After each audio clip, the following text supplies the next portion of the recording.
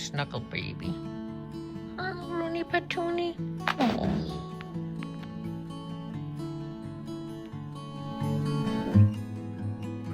Gigi are outside. They love this weather. Spend a lot of time out there. But this is my little indoor snuggle baby. He snuggles with the mama.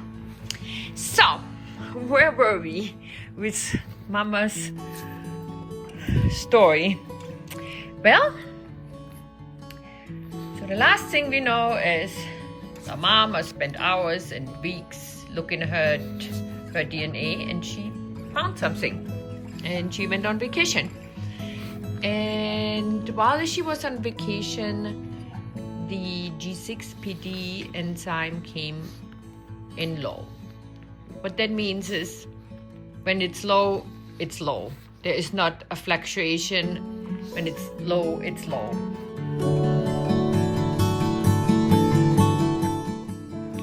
When it's low, it's low. There is no question about it. You have G6PD deficiency. After the vacation, Mama went back to her second hematologist, and meanwhile she's done some research. She has checked out what that actually means for her. And the PugMomma has G6PD, but her variant is a Mediterranean variant. That's a class 2. The World Health Organization has initially put all the variants into classes. Now, class 1, when you have that, you would know. You would always be sick. Class 2 is a severe form of the deficiency. And then the deficiency my hematologist talked about, the African variant, it's a class 3. It's mild and it does not really have a lot of the hemolytic anemia problems than the number 1 or the number 2 would have. That said, is the World Health Organization actually made some changes, and now they use a different system to classify the severeness of the deficiency, and it actually is based on the percentage how much you are deficient. And for women, sometimes it's a little bit more difficult to determine because their red blood cells always break down to some extent or another. That said, that's exactly it. That's what's happening. You are exposed to a trigger, and the end result is your red blood cells break down. And a complication from that could be the iron loading. And so Mama knew that, and she went back to the second hematologist. And this hematologist does not know the difference between the different classes and the severity.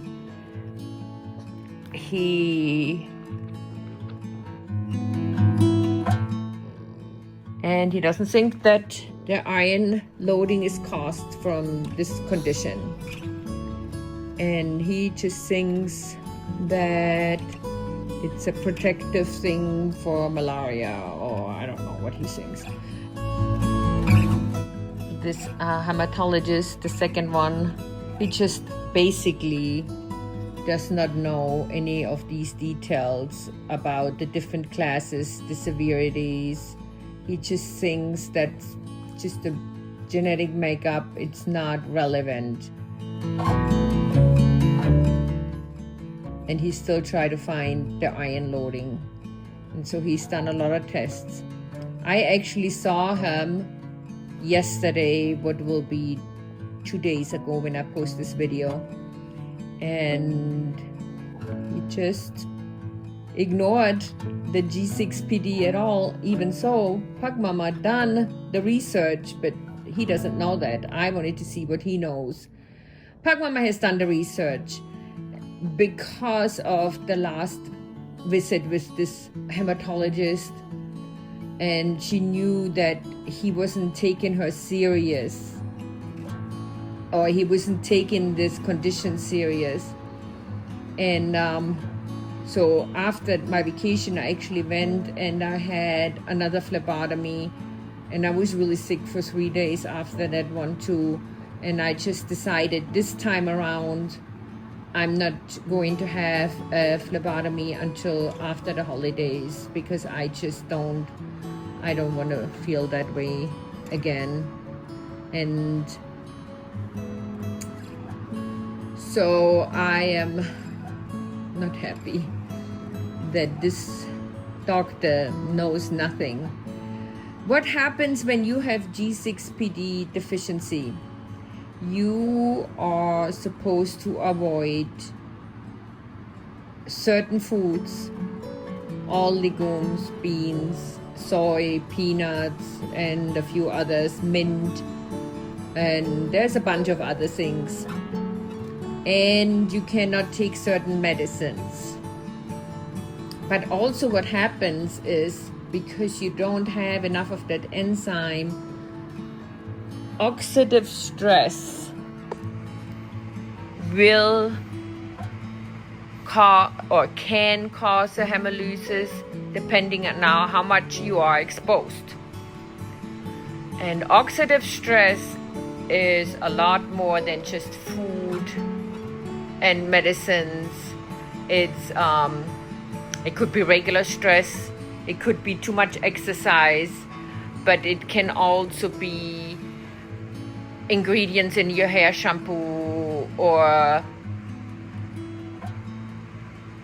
things you smell. There's just a whole list of things you should be avoiding. So the way I go about it is I have a list, but I pretty much keep asking AI, Gemini from Google. I ask AI, is this safe for G6PD deficient people? And I keep asking the AI, ask my phone. When I go to the store, I ask my phone. I have been changing all my food items, my laundry soap, my cleaning supplies, my cosmetics, even the dog spray. I changed it all, so it has none of the ingredients what are causing oxidative stress. And sometimes it's very complicated, because we already were living pretty healthy. We were buying organic food and certain cleaning supplies what are supposed to be healthier for you, but that didn't cut it, because some of the ingredients were still triggers, like the way, like for example, I'm going to give you a good example. Persil laundry soap, it does have blue dye in it.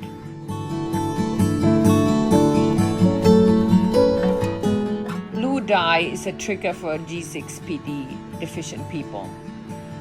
And so that's what the PugMomma has been doing. She has been researching what she can and cannot have, and how to avoid all the oxidative stress. One of the things she had to do is stop going to the water aerobics because the pool water isn't good. Then she found out that actually the water in the dog pool is also not good. So the dogs won't be going swimming anytime soon either. Change is happening for the PugMomma. It's a lot of research. It's a lot of trying to figure out what is safe and what is not safe. And a lot of changes. She did find a clinic in Indianapolis, and she has an appointment in December. And this clinic has G6PD listed as one of the conditions they treat. even so there's not a treatment, it's basically avoiding triggers and oxidative stress. The mama needs to find out how severe actually her deficiency is and how often her red blood cells break down. So that will be it for now, and I hope when I go to Indianapolis I find out more details, get more answers. For right now, I can't trust the doctor, not the first one, not the second one, and I just have to do my own research